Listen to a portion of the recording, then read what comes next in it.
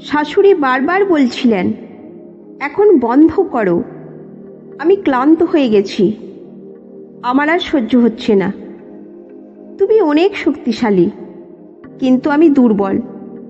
তারপর শাশুড়ির গম্ভীর আওয়াজ শোনা গেল। এরপর আমি যা দেখলাম সেটা শুনলে আপনার শরীর কেঁপে উঠবে। কারণ আমার শ্বশুরবাড়িতে আসার 4 দিন হয়ে গেছে। প্রথম দিন থেকেই আমি তাদের দৈনন্দিন রুটিন পর্যবেক্ষণ করতে শুরু করি। আমার স্বামী রাতে দুধ পান করতে পছন্দ করেন। তিনি আমাকে বলেছিলেন রাতে 1 গ্লাস দুধ তার ঘরে নিয়ে যেতে হবে। কিন্তু আমার ভুলো মনের কারণে আমি এই 4 দিনেও দুধ নিয়ে আসতে ভুলে গিয়েছিলাম। 3 দিন ধরে তিনি আমাকে বারবার মনে করিয়ে দিচ্ছিলেন, কিন্তু আমি ভুলেই গিয়েছিলাম। শেষে তিনি রেগে গিয়ে বললেন, এখন থেকে দুধ নিয়ে আসবে না, তাহলে কি হতে পারে তা তুমি জানবে না। আমি হতবাক হয়ে তাড়াতাড়ি রান্নাঘরে চলে গেলাম। রান্নাঘরে পৌঁছে আমি বুঝলাম আমি আমার হৃদয় রুমে রেখেই চলে এসেছি। দুধ গরম করে ফিরে আসার সময় হঠাৎ করে আমি অদ্ভুত একটি আওয়াজ শুনতে পেলাম। আওয়াজটি শাশুড়ির ঘর থেকে আসছিল। প্রথমে আমি অবাক হয়ে গেলাম, তারপর ভাবলাম কিছু একটা তো নিশ্চয়ই হচ্ছে। শাশুড়ি বারবার বলছিলেন, এখন বন্ধ করো, আমি ক্লান্ত হয়ে গেছি, আমার আর সহ্য হচ্ছে না। তুমি অনেক শক্তিশালী, কিন্তু আমি দুর্বল। তারপরে শ্বশুরের গভীর কণ্ঠস্বর শোনা গেল, এতে ক্লান্ত হওয়ার কি আছে? এত দ্রুত ক্লান্ত হয়ে গেলে? শীঘ্রই আবার শুরু করো, আমার কাছে আসো। এইসব শুনে আমি হতবাক হয়ে রুমে ফিরে এলাম এবং বিছানায় শুয়ে পড়লাম। ঘুমানোর সময় আমার মনে কেবল একটাই ঘুরছিল, যে আমার শ্বশুর দেখতে হাড়ের মতো হলেও তিনি এতটাই শক্তিশালী যে এই বয়সে আমার শাশুড়ির আর্তনাদও শুনতে পাচ্ছিলাম। আমার স্বামী খুব তাড়াতাড়ি ক্লান্ত হয়ে যেতেন। এসব চিন্তা করতে করতে আমি ঘুমিয়ে পড়লাম। সকালে ঘুম ভাঙার পর আমি দেখলাম শাশুড়ি তার দৈনন্দিন কাজকর্ম করতে ব্যস্ত এবং তার মেজাজ একদমই স্বাভাবিক ছিল। রাতে ক্লান্তির কথা বলার পর তার মুখে কোনো পরিবর্তন ছিল না। যখন আমার শ্বশুর বাড়িতে এলেন, তখনই আমার শাশুড়িকে ঘরে ডেকে নিলেন। আমি রান্না শেষ করে শাশুড়িকে খেতে ডাকতে গিয়ে রুমের দরজার কাছে পৌঁছালাম। সেখানে পৌঁছে আমি আবারও একই আওয়াজ শুনলাম। শাশুড়ি বলছিলেন, আমি ক্লান্ত হয়ে গেছি, দয়া করে থামুন, আমার আর সহ্য হচ্ছে না। আমি হতভম্ব হয়ে ফিরে গেলাম এবং রান্নাঘরে গিয়ে ভাবতে লাগলাম, আমার শ্বশুর কি খান যা তাকে এত শক্তিশালী করে তুলেছে? অধিকক্ষণ পর আবারও তাদের রুমে গিয়ে শুনলাম সেই একই আওয়াজ। আমি ভাবতে লাগলাম, শ্বশুর কি এমন কিছু ব্যবহার করেন যা তাকে এতটা শক্তিশালী করে তোলে? আমি জানতে চাইলাম, আমার শাশুড়ি তাকে কি দেন? দিনটি এগিয়ে চলল এবং আমি ভাবলাম, আমার স্বামী জানিয়েছে যে তিনি 2 দিনের জন্য বাইরে যাবেন। আমি অত্যন্ত খুশি হলাম, কারণ এই সুযোগে আমি শাশুড়ি শ্বশুরের ঘরে কি হয় তা দেখার সুযোগ পাব। সেদিন রাতে আমি দ্রুত সব কাজ শেষ করে শাশুড়ির ঘরে লুকিয়ে পড়লাম। এমন একটি স্থান বেছে নিয়েছিলাম যেখান থেকে আমি তাদের দেখতে পারতাম, কিন্তু তারা আমাকে দেখতে না পায়। রাতের বেলা তারা ঘরে ঢুকলেন। আমার অনেক ঘুম পাচ্ছিল, কিন্তু তাদের দেখার আগ্রহে আমি ঘুমের বলিদান দিলাম। অবশেষে আমার অপেক্ষার অবসান হলো। আমি যা দেখলাম তা আমাকে সম্পূর্ণরূপে হতবাক করে দিল। তারা একটি নতুন ব্যবসার পরিকল্পনা নিয়ে ব্যস্ত।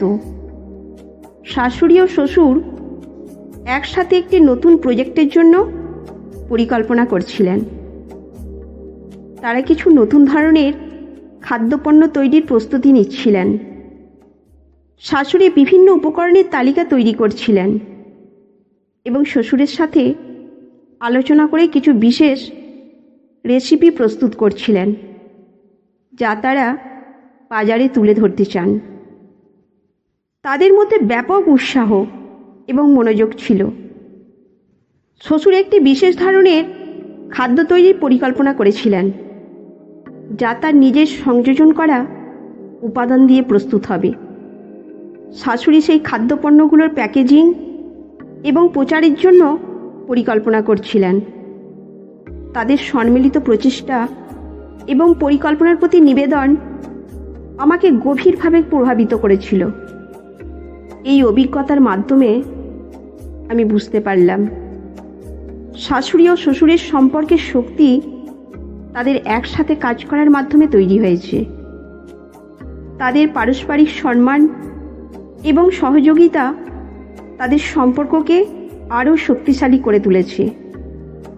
এটি আমাকে শিখিয়েছে যে সম্পর্কের গভীরতা এবং শক্তি আসলে একে অপরের প্রতি ভালোবাসা, সম্মান এবং সহযোগিতার ফল।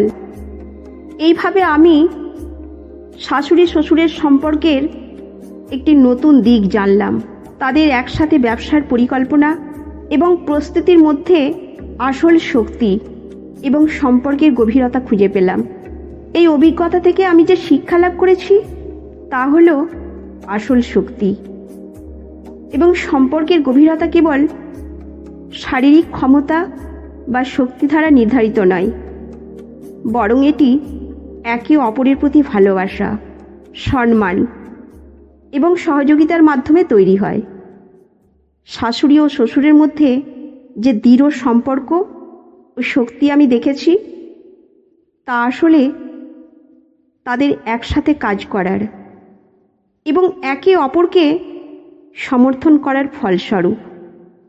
প্রথমে আমি যে অদ্ভুত আওয়াজ শুনেছিলাম এবং ভাবছিলাম যে এটি শারীরিক সহনশীলতা বা শক্তি সম্পর্কিত কিছু, আসলে তা ছিল তাদের একসাথে একটি নতুন ব্যবসার পরিকল্পনা নিয়ে গভীরভাবে ব্যস্ত থাকার ফলে।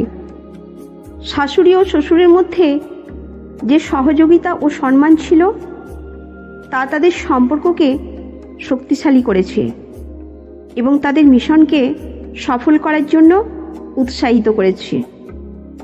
এই অভিজ্ঞতা আমাকে শিখিয়েছে যে আসল শক্তি কেবল শারীরিক ক্ষমতা নয়, বরং সম্পর্কের গভীরতা, একে অপরের প্রতি ভালোবাসা এবং পারস্পরিক সম্মান দ্বারা গঠিত হয়।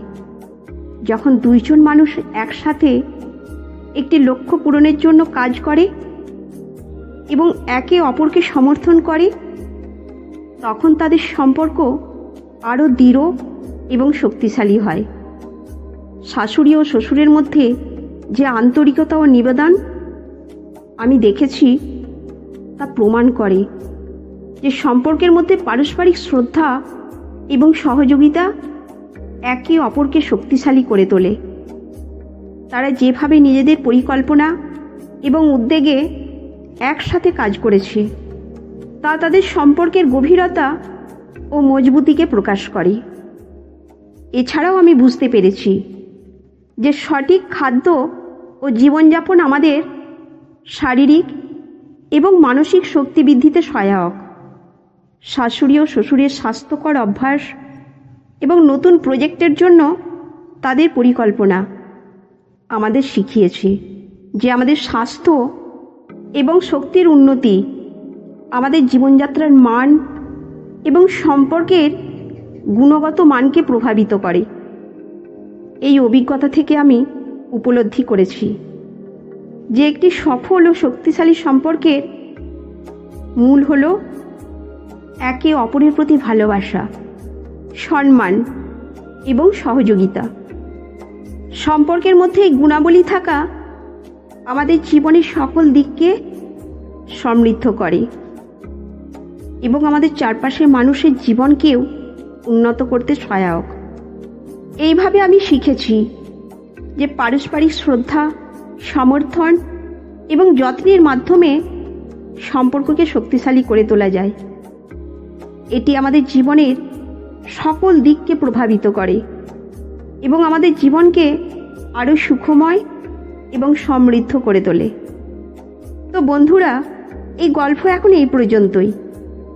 এই গল্প আপনাদের কেমন লাগলো অবশ্যই কমেন্ট করে জানাবেন। ভালো লাগলে একটি লাইক করে চ্যানেলটি সাবস্ক্রাইব করে নেবেন। ধন্যবাদ।